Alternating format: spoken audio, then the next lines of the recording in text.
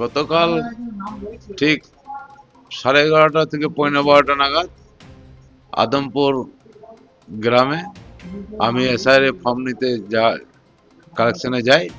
সেই সময় কালাকান নামে এক ব্যক্তি আমার উপর ফোন করে, আমাকে ফোনে পাইনি, তাই আমার ফোনটা উনি রাগান্বিত হয়ে আমার ফোনটা পকেট থেকে বের করে বলে ছুঁড়ে ভেঙে দেবো।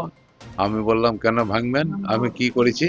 না, ফোনটা তুলছেন না। আমি ফোন, এত ফোন কি তোলা যায়? আর সারাদিনই ফোন আসছে আমার, তো এত ফোন যদি আমি তুলবো, আমি এসআরে কাজটা কখন করবো? তখন আমার উপরে হাত তুলে, যে দেখেছিস বলে, যে কেন দেবো, এরকম করে মারতে আসে। তখন আমি বাধা দিই, বা আরো যারা আশেপাশে ছিল তারাও বাধা দেয়।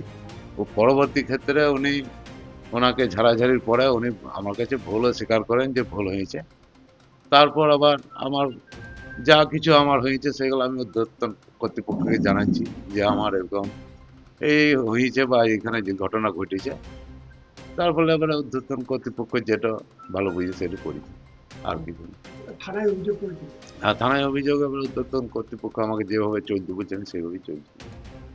আপনার শারীরিক নিগ্রহ করা হয়েছিল। শারীরিক নিগ্রহ বলতে আমার উপরে হাত তুলেছে কে কে করেছিল? কালা খান। তুই কি কোনো রাজনৈতিক দলের সঙ্গে যুক্ত? আমি সেটা জানি না, আমি তো বাইরের লোক, আমি তো এই এলাকার লোক নই। আমাকে নতুন বিএলও পদে নিযুক্ত করেছে। এবার কি বটে, কে কি বটে না বটে, আমি সব জানি না।